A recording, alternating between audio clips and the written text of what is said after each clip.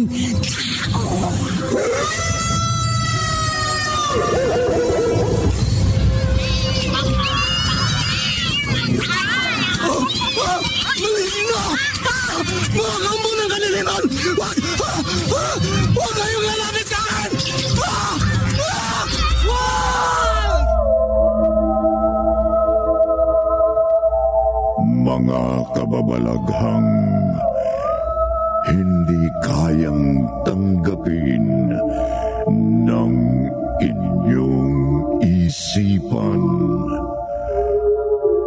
Nagaganap tuwing sasapit ang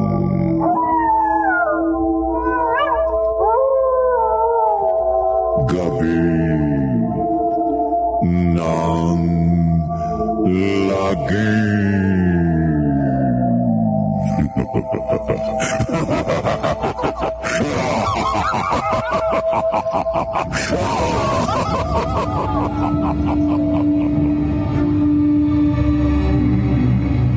Magandang gabi, kaibigan.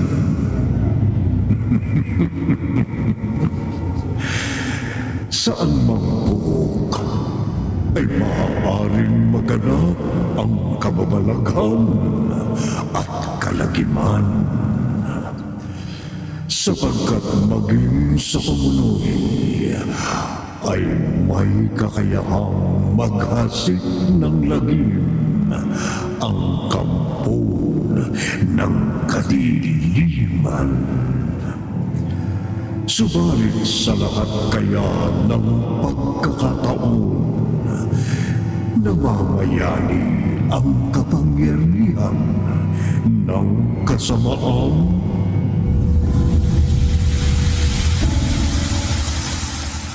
Oh, bakit bigla kang tumigil sa paglakad, Benito? Goda, bakit dito tayo nagpunta sa tabi ng Kumunoy? Ayaw mo? Mas malapit dito sa bahay nyo. Isa pa, mas exciting na dito tayo magtagpo kaysa sa ibang lugar. Tayo lang ang narito sa tabi ng Kumunoy.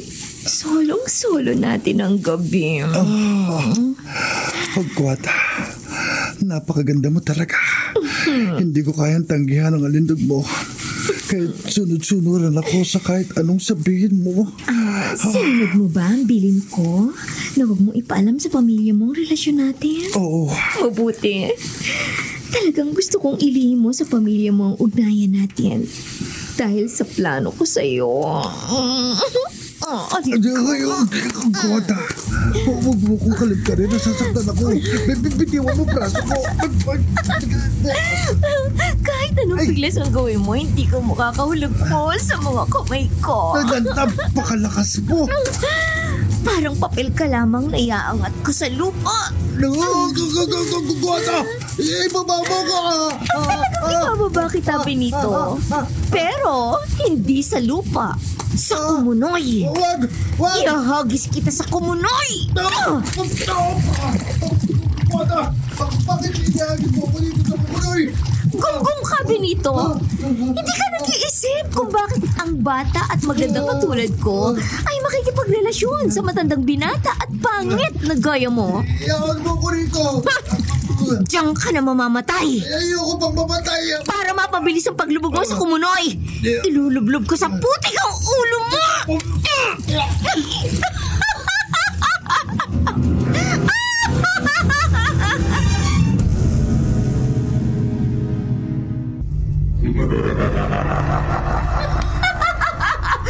Mamamatay ka, Benito! Mamamatay ka! Ganyan nga, babae. Magsabog ka ng lagim.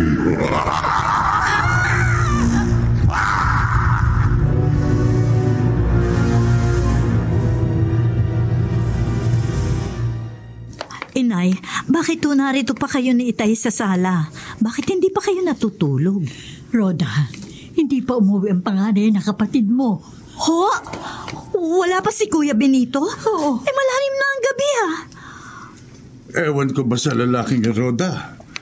Ilang araw ko nang nahalatang parang may kinakaila siya sa amin ng nanay mo. Itay, anong... Ngayon lang hindi umuwi sa oras ang kapatid mo. Rhoda, baka may masamang nangyari sa kuya mo.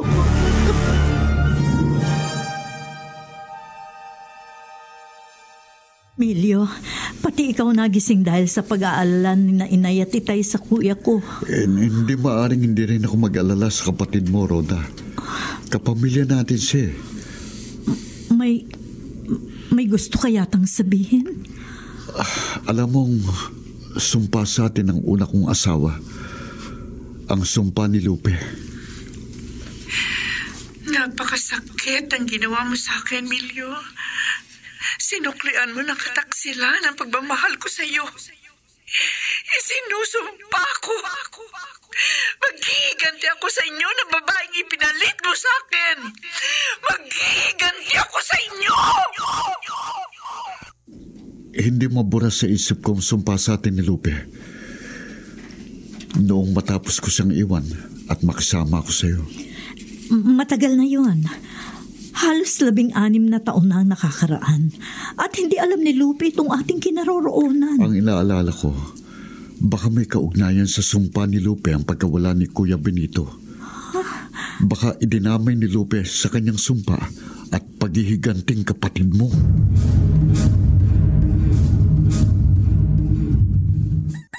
Lola! Lolo! Nako, Leia. Ako nga po, Lola. Ang cute na apo niyo ni Lolo. Umaga na pala. Nako, nakatulog pala kami ng lolo mo rito sa sala. Sa paghihintay sa Tito Benito mo, Leia. Ha? Naghintay po kayo kay Tito Benito? Magdamag na hindi umuwi ang tito mo, Leia.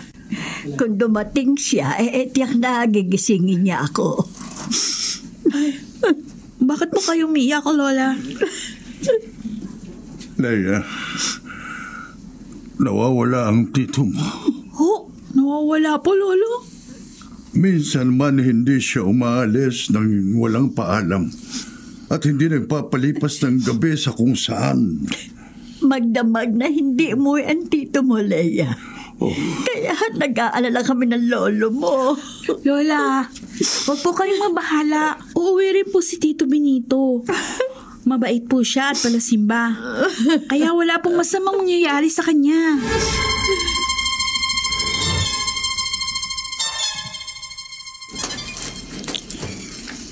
Isa lamang ang kapatid ni Rhoda sa magbubuwis ng buhay sa Kumunoy.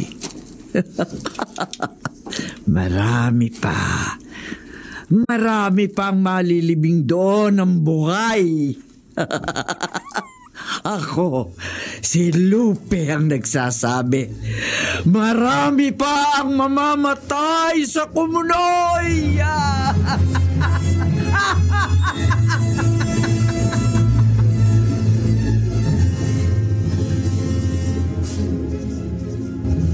Rhoda, naniniwala ka na ba sa akin? Oo, Milyo. Malamang may kaugnayan sa sumpa sa atin ni Simon ang pagkawala ng kapatid mo. Sabi nga ng ilang nakasaksi, nakita nilang may kasamang babae ang kapatid ko malapit sa Kumunoy sa Kaingin. Sinong babaeng yun? Si Lupe? Paano magagawang patayin ni Lupe ang kapatid ko? Ang dati mong asawa, Milyo, sakitin. Paano magagawang pumatay ng isang sakitin?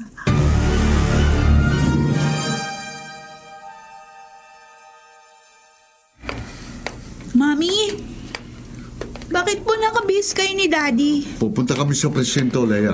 Aalamin namin ng daddy mo kung may development na sa kaso ng pagkawala ng Tito Benito mo. Nawala na lang kase't sukat ang tito mo nang hindi natin alaman kung bakit. Kung mayroong may kagagawan sa pagkawala ng tito mo, dapat maparusahan yon kung sino man siya. Dito ka lang sa bahay, ha? Huwag kang aalis dito, ha? Huwag kang pupunta kung saan. Lalo na sa kumunoy sa likod ng ating bahay. Daddy! Sundin mo kami ng mami mo, anak, para hindi ka mapahamak.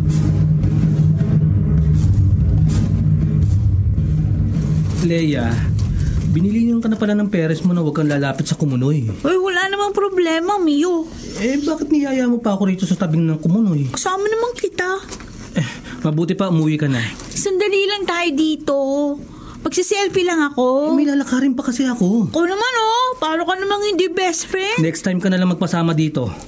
Nakakaya pag hintayin yung mga kausap ko Okay? Ikaw! Sinabi mo Umuwi ka na ha? Sabi ni ng mami at daddy, mapanganib dito sa kumunoy. Ano naman kaya delikado dito? Tahimik naman dito. Hindi nga gumagalaw yung putik sa kumunoy. Ay, habang nakayuko ako at nakadukwang sa putik, magsiselfie ako. Ay! Ano yun? May nagtulak sa likod ko. Mahulog ako sa kumunoy!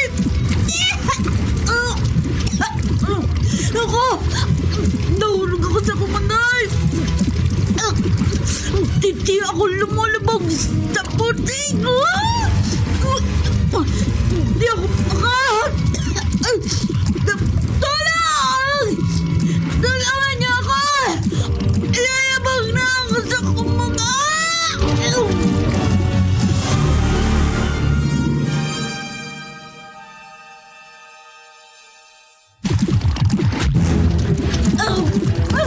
Tulungan niyo ako! Hindi ako makaon sa putik! Lumalabag ako sa kumunoy! Lumalabag ako!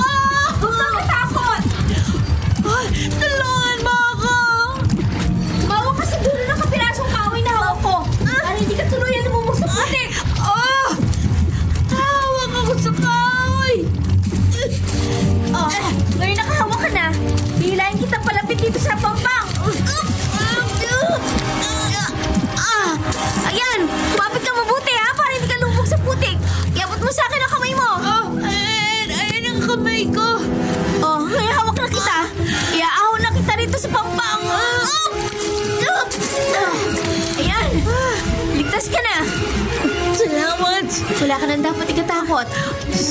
Sino kayo na nagligtas sa akin? Tawagin mo na lang akong Guada. Guada?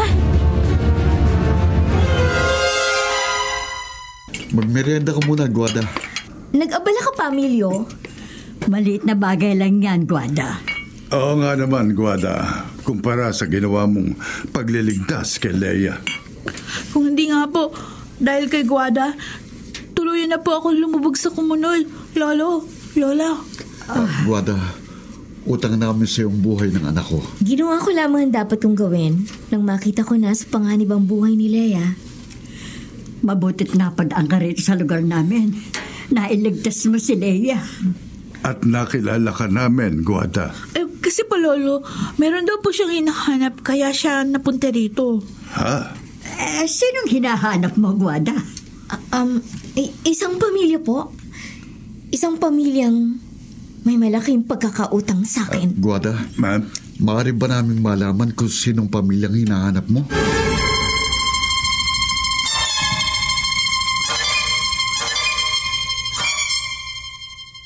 Malaki. Napakalaki ng utang sa akin ng pamilya ni Emilio at Rhoda. Kaya nga isa kang hangamupin. Hangal ka. Satanas?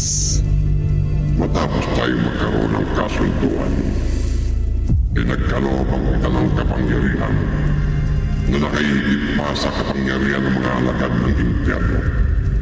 At natakpan mong pamilyang may malaking pagkakautang sa iyo. Ngunit bakit hindi mo isinagawa ang sinumpaw pagiganti sa kanila? Bakit? Patay na ang kapatid ng babaeng pinagpalit sa akin ng aking asawa. Nasa iyo na lahat ng pagkakataon upang mapatay ang anak ng dating asawa mo. Bakit hindi mo ginawa? Bakit, Lupe? Bakit hindi mo pinatay ang dalagita?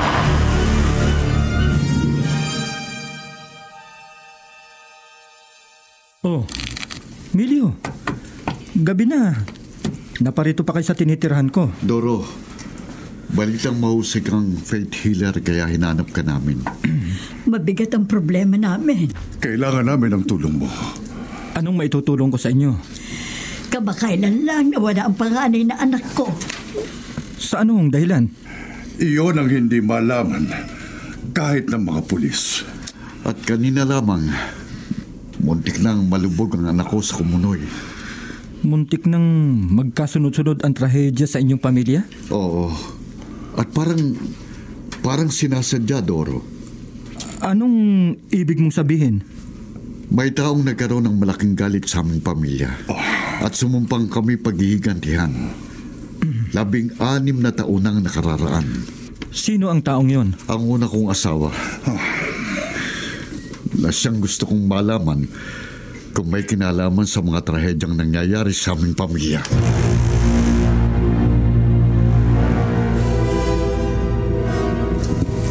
Ano bang pangalan niyo? Hindi na mahalagang magpakilala ko sa iyo. Bakit po? Hindi ako taga rito sa lugar niyo. Napadaan lang ako rito. Tulad po kayo ng isa kong naging kaibigan na nagligtas sa akin, si Guada. Hindi rin po siya taga rito. Sapat nang nabigyan kita ng pasalubong na galing pa sa malayong lugar na pinanggalingan ko. Bakit niyo po ako binigyan ng pasalubong? Unang pagkikita pa lamang natin, naging magaan ang loob ko sa iyo. Gusto niyo po maghintay sandali dito sa harap ng bahay namin? Tatawagin ko lang po sandali mami ko. Huwag na. Para makilala niyo siya. Aalis na ako. Ha? Sino kaya ang babaeng yun? Bakit ayaw niya magpakilala?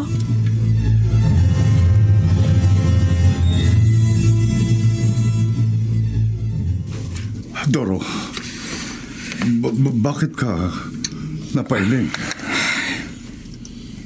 Matapos akong magsagawa ng ritual at orasyon at balasahin ko ang aking baraha, hindi ako maaring magkamali. Tama ang pinangangambahan mo, Milyo. May kinalaman ang una kong asawa sa pagkawala ng aking bayaw? Oo. At hindi lamang ang una mong asawa. May nararamdaman akong kapangyarihan na nagbabanta ng malaking panganib sa inyong pamilya. Kapangyarihan, Doro? Diyos ko. Kapangyarihan ng demonyo.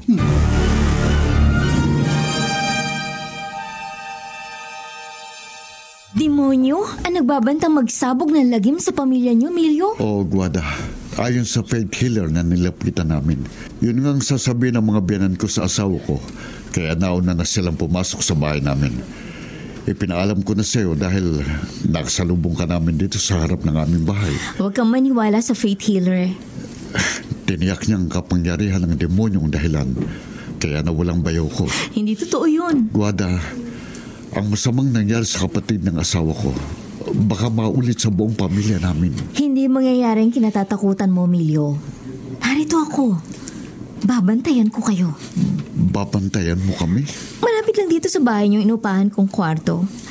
Dahil gusto ko talagang makatulong sa pamilya niyo. Lalong-lalo na sa'yo, Milyo. Ang kamay ko, Guada. Panatag mo ang loob mo. Para sa'yo, itataya akong buhay ko.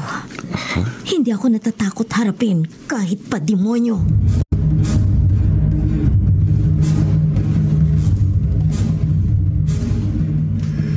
Hindi ako makatulog. Hindi mabura sa isip kong sinabi ni Doro. Ang pamilya niyo, Milyo. Ang buong pamilya niyo ay nanganganib sa kapangyarihan ng demonyo. Nakiusap ako sa faith healer na tulungan niyang aming pamilya. Pero anong magagawa ng isang espiritista laban sa kapangyarihan ng demonyo? Nag-iisa rito ako sana. Sinong mahalakhak?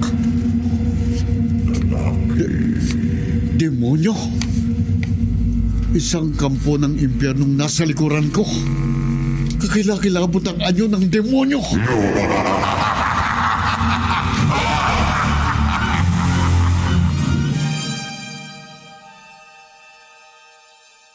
Demonyo! May demonyo!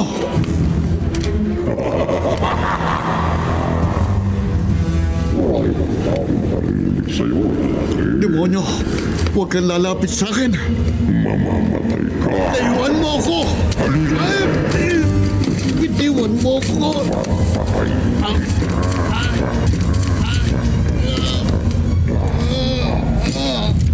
Demonyo! Iwan mo si Milyo! Iwan mo siya!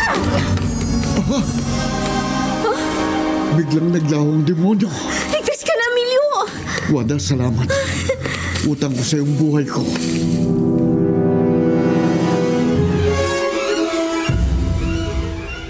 Hindi ka panipaniwala ang sinabi mo, Milyo. Yun ang totoo, Rhoda.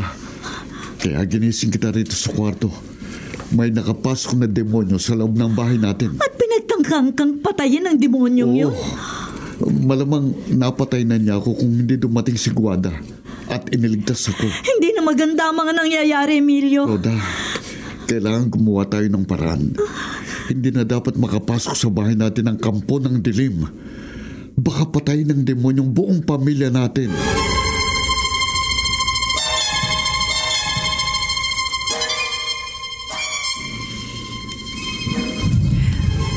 Alam ko, maaaring magalit sa akin ang demonyo, pero paliliwanagan ko siya. At alam kong mauunawaan niya ako, lalo at ipauunawa ko sa kanya na ang lahat ng ginagawa ko ay bahagi ng aking paghiganti.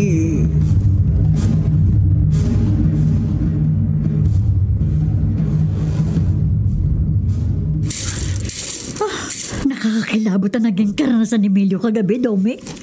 Oo nga, Sima. Naniniwala ako sa sinabi ng manugang natin na may demonyong nakapasok sa loob ng ating bahay. At... Ha? Oh, Sima, bakit bigla ka natigilan? Ano itong nasa harap ng ating bahay? Usok? May maitim na usok na lumalabas sa lupa. Usok ng masansangang amoy. Parang amoy asupre. Hindi kaya ang usok na yan nagmumula sa ilalim ng lupa. Ha? Usok galing sa impyerno.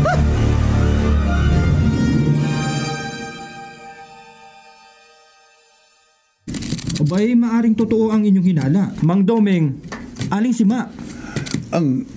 Ang itim na usok na lumabas sa lupa sa harap ng aming bahay ay galing sa impyerno?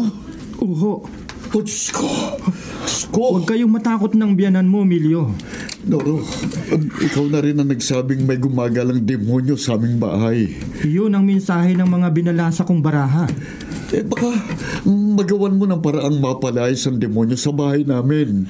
Tulungan mo kami, Doro. Tulungan mo kami. Mahirap kalaban ng dyablo. Hindi mo kami matutulungan. Ang paglaban sa kampo ng impyerno ay maaring maglagay sa aking buhay sa malaking peligro. Doro, ikaw lamang ang maasahan naming makatutulong sa amin. Oo. Handa kami magbayad. Tulungan mo lamang kami. Oo. Maaari akong tumulong nang walang kabayaran. Pero ano? May hangganan ang aking karunungan. At hindi ko natitiyak kung ang karunungan ko ay makakahigit sa kapangyarihan ng demonyo. Anong dapat namin gawin? Doblehin niyo ho ang inyong pag-iingat. Lalo na ikaw, Emilio. Ako?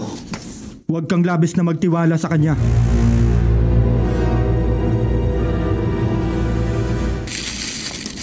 Laing? Oo, Ang sahog niyan, hipon, alimango, at baboy. Niluto ko para sa iyo, Milyo. Mabuti na lamang wala rito sa bahay namin si Rhoda. Ay, huwag na natin siya pag-usapan. Hindi niya magugustuhan ang ginagawa mo eh. Bakit? Wala akong ginagawang masama. Kung ano-anong ibinibigay mo sa akin. Talagang sinusuyo kita. Guada, hindi mo alam ang sinasabi mo. Milyo, walang problema. Alam mong may asawa at anak na ako. Kasalanan ko ba kung ikaw ang natutuhan kong mahalin? Mahal mo ko? Yan ang totoo. Kaya naging malapit ako sa'yo.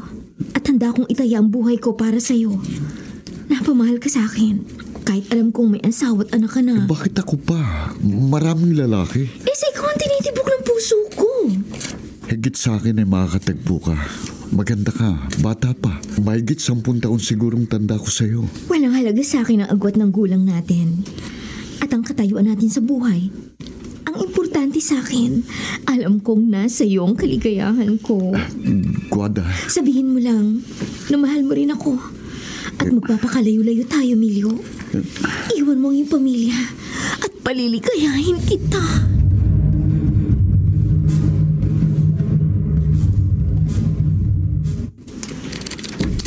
Kailangang mabasa kong mabuti ang mensahe ng mga binalasa kong baraha para matiyak ko kung anong uri ng pagkatao mayroon ang Guada na sinasabi ni Emilio. Para kusang gumagalaw ang mga baraha. Nagiging maalinsangan ng paligid. Palatandaang may puwersa ng isang kapangyarihan ang nasa paligid. Sinong humahalakak sa likuran ko? Demonyo! Kinakalaban mo ko, lalaki. Isang kampo ng impyero ang biglang lumitaw dito sa bahay ko. Isang demonyong kakilakilabot ang anyo.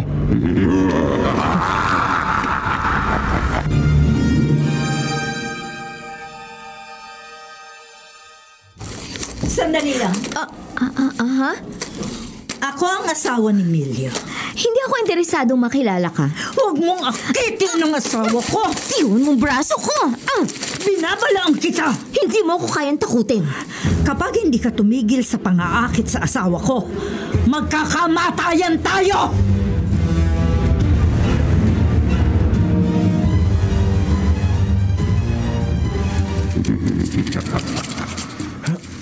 Lalaki. Paano ko nagawang pakilusin ang mga baraha? Ganyan ko rin pakikilusin ang mga laman loob sa katawan mo. Nararamdaman ko. Gumagalaw ang mga lamang loob ko. Pamagitan ng aking kapangyarihan. Wag, demonyo! Papatayin kita! Bago mo ako mapatay, ikaw ang pupuksain ko! Anong laman ng hotel? Binditadong tubig to! Binditadong tubig itong isasaboy ko sa'yo! Demonyo! Ito!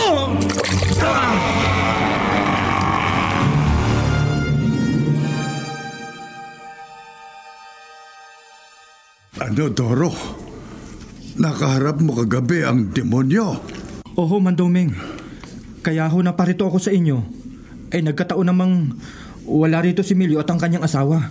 May pinuntahan lamang sandali. Hindi ko na sila hihintayin. Dodo, mabuti na lamang at naitaboy mo ang demonyo. Naglaho siya matapos kong sabuyan ng binditadong tubig. Pero batid kong maaring balikan niya ako. Doro, mag-iingat ka. Kaya ko hong pangalagaan ang sarili ko, Mang Doming. Kayo ng pamilya nyo, ang higit na dapat mag-ingat dahil kayo ang nararamdaman kung talagang punteryang pinsalain ng demonyo. Kaya bibigyan ko ho kayo ng pangontra sa kampo ng dilim.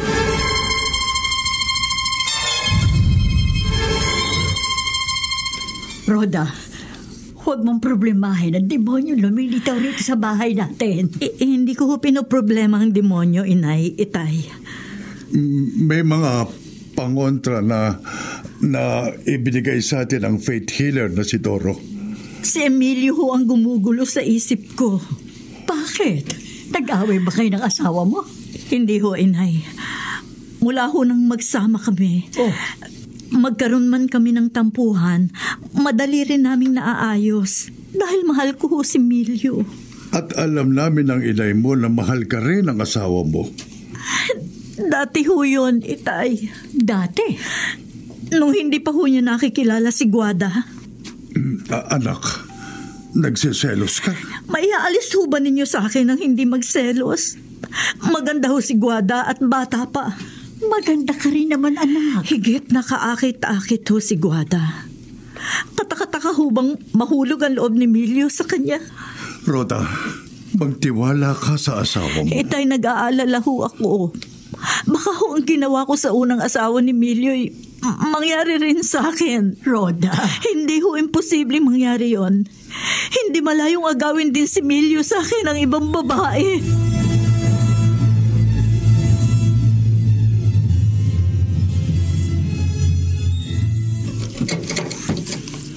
Doro, maaari bang makatuloy? Sino ho kayo? Tawagin mo na lamang akong Haling Lupe. Ano hong maipaglilingkod ko sa inyo? May nakapagsabi sa akin na mahusay kang faith healer, kaya pinuntahan kita. Nangangailangan ako ng tulong ng isang katulad mo. Ano hong maitutulong ko sa inyo? Ako'y pinaglalaroan ng demonyo. Ano ho? Demonyo?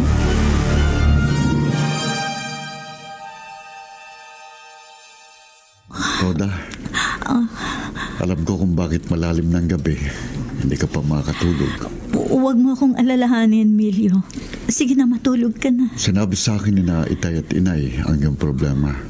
Emilio, wala ka naman dapat problemahin. alam mo kung gaano kita kamahal. Alam ko.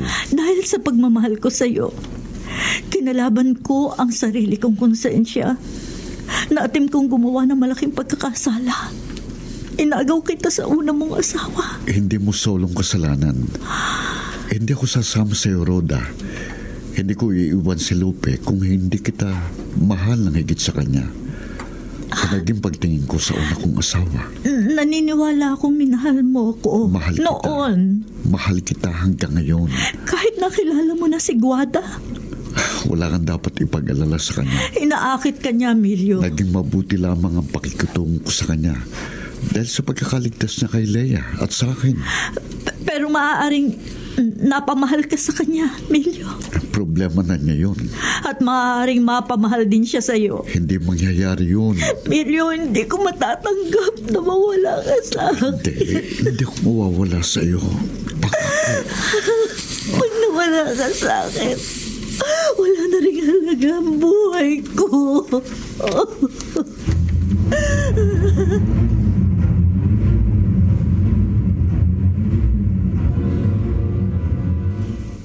Inay, itay, halata ko na gustong sirain ni Guada ang pagsasama namin ni Emilio. Kahit naman anong pang-aakit ang gawin niya kay Emilio, hindi masisira ang pagsasama ninyo ng asawa mo. Oo nga naman, anak.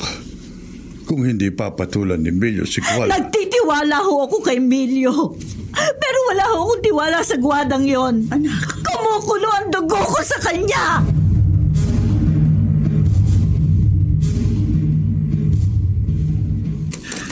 Doro! Sandali, Aling Lupe. Bakit, Doro? Hindi ko ho kayo maintindihan. Nagpunta kayo sa akin at sinabi ninyong tulungan ko kayo dahil pinaglalaroan kayo ng demonyo. Pinahihirapan ako, Doro. At sinabi ninyo, samahan ko kayo sa tinitirhan nyo. Dito ako nakatira. Dito ho sa tabi ng kumunoy? Madalas akong matulog sa ilalim ng puno sa di kalayuan dito. Wala kayong bahay? Hindi ako taga rito. Paano ho kayong nakarating sa lugar na to? Hindi na mahalagang malaman mo. Nahihiwagaan ho ako sa inyo eh. Bakit ka napailing, Doro? May naamoy ho akong panganib sa lugar na to. Aalis na ho ako. Sandali. Huh? Sandali, Doro. Tingnan mo sa gitna ng kumunoy. May bumubulubok sa gitna ng kumunoy. Parang may kung ano nga ahon sa gitna ng kumunoy.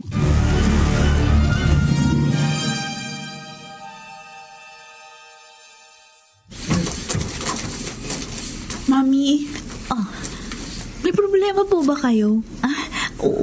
Wala, Leia. Bakit parang malungkot kayo? Baka meron kayong problema. O kaya, baka naman po merong umaway sa inyo. Pag may umaway po sa inyo, tutulungan ko kayo. Paano mo ako matutulungan kapag may umaway sa akin? O hindi, pagtatanggol ko po kayo. Ang tapang naman ng anak ko. Siyempre po. Hindi ako papayag na maapi kayo. Pati si Daddy. Ipagtatanggol ko kayong dalawa. Kahit sino pa yung makaaway nyo.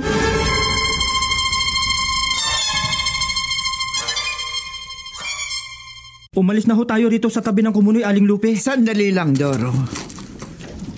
Tingnan natin kung may aahon sa gitna ng kumunoy. Nag-aaksaya lang ho tayo ng oras dito. Hindi mo ginagamit ang karunungan mo bilang espiritista. Wala ho akong nakikitang kampo ng dilim dito. Hindi mo naamoy ang gagawin ko sa'yo! Bakit mo ako tinulak dito sa kumunoy? Aling Lupe! Bakit niyo ako tinulak dito? Lumulubog ako sa putik! Hindi ako makahon!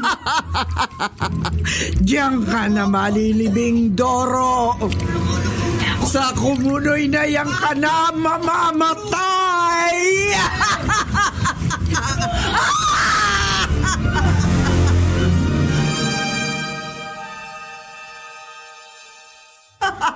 Tulungan niyo ako mag-ahon dito sa kumunoy! Bago ako tuluyang lumubog sa ilalim ng putik! Talagang gusto ko tuluyang ka lumubog sa kumunoy, espiritista.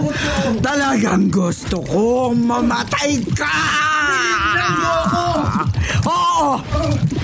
Nagkunwari lang ako humingi ng tulong sa iyo para malansi kita at maitulak dyan sa kumunoy, dyan sa iyong magiging libingan.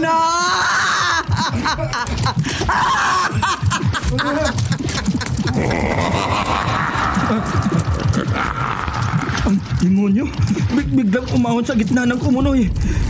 Nakatungtong sa ibabaw ng putik. Kahit anong gawin mo, hindi ka makakaahon sa putik na lalaki. Sa kumunoy na ito ka na mamamatay. Mapapatay mo ako, demonyo.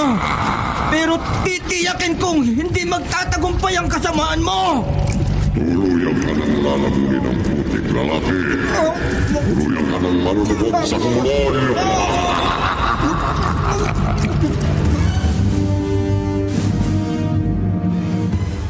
Roda! Milyo! Roda! Milyo! Inay! Itay, bakit parang liga-ligo kayo? Roda, si Leia, wala sa kanyang kwarto. Ano? Nasaan ang apo ninyo? Naku, hindi namin alam, Milyo. Pagsilip namin sa kanyang kwarto para tingnan kung natutulog na siya, wala siya roon. Hinanap namin siya hanggang sa labas ng bahay. Pero hindi namin makita. Gaya ng minsan na niyang ginawa, umalis na naman si Leia nang walang paalam. Saan ho nagpunta si Leia?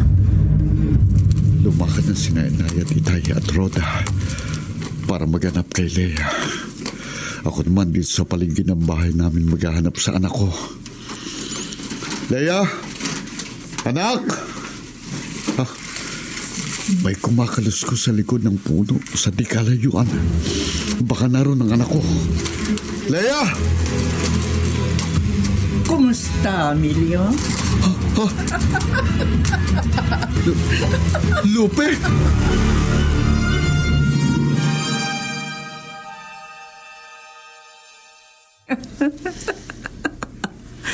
Bakit para ka nakakita ng multo, Milyo?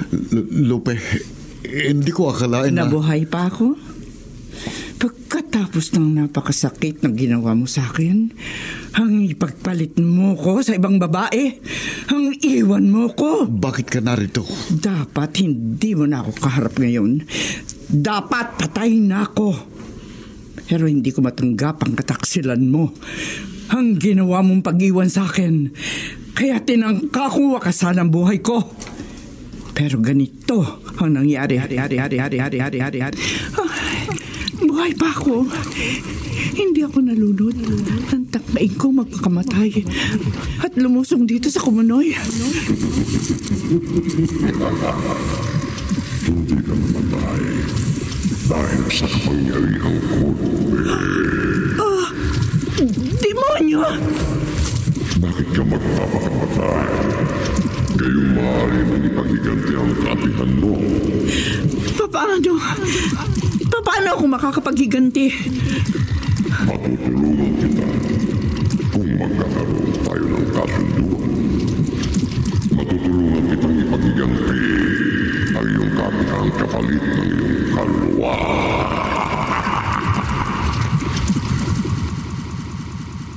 Nakipagkasundo ako sa demonyo, Emilio, upang makapaghiganti ako sa inyo ng babaeng pinagpalit mo sa akin kasama ng iyong pamilya. Nakipagkasundo ka sa demonyo?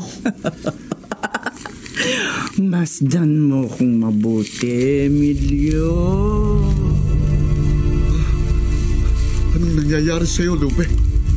Unti-unting nagbabagong yung anyo.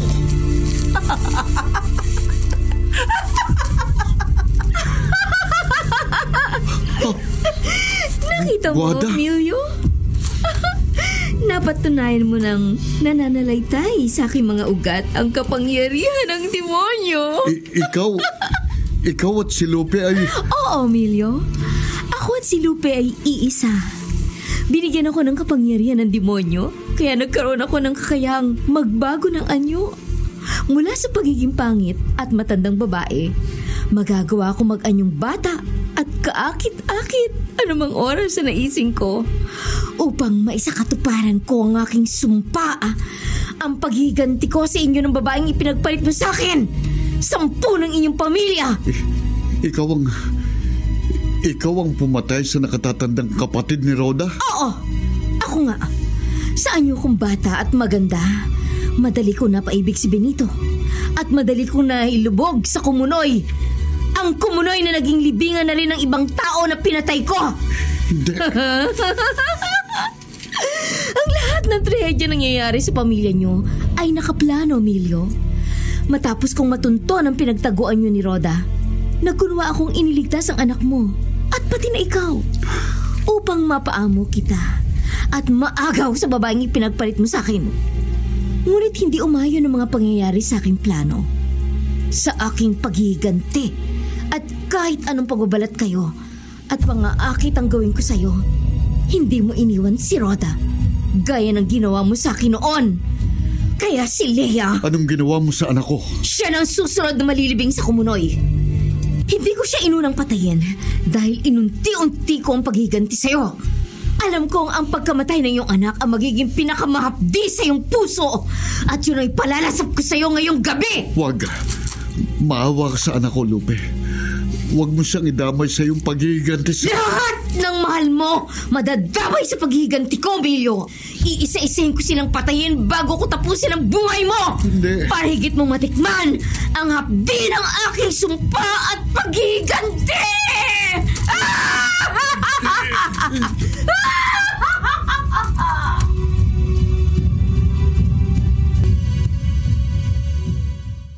Ang anak ko, si Leia. Hindi siya dapat makita ni Lupe. Hanapin ko si Leia at itatag... Ha? Ano? Si Leia! Hawak ni Guad ang anak ko sa tabi ng Kumunoy!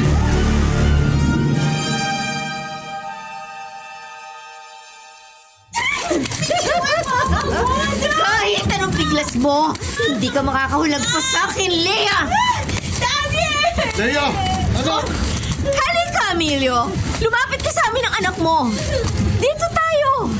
Dito, sa gilid ng Kumunoy! Guada! Lupe!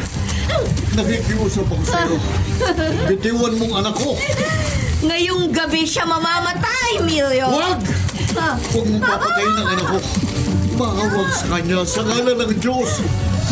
Ano pang hinihintay mo? Demonyo! Maghigantik na. Patayin mo na ang anak ni Millie. Patayin mo na ang buong pamilya nila. Oo, Satanas. Susundin kita. Iuhulog ko na sa kumunoy si Lea! Biglang sumakit ang ulo ko.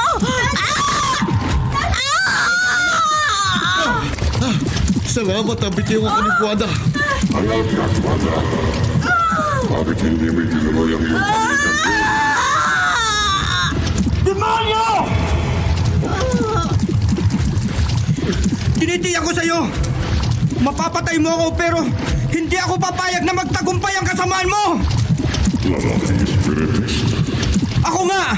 Sumanib ang kaluluwa ko sa katawan ni Guada upang isama ka sa ilalim ng lupa. Halika, demonyo! Sa bagsik ng kapangyarihang ikaw rin ang nagkaloob sa katawan ni Guada. Isasama kita sa ilalim ng kumunoy sa ayaw at sa gusto mo. At hindi ka na makapagsasabog ng alagim dito sa lupa. Halika!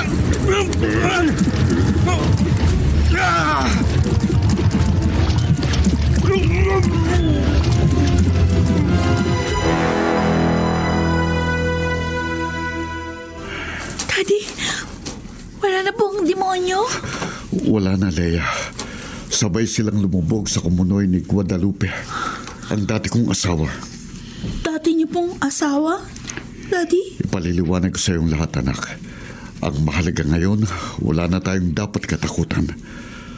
Sa pagkawala ni Guadalupe at ng demonyo, wala nang buhay na mabubuwis pa sa kumunoy.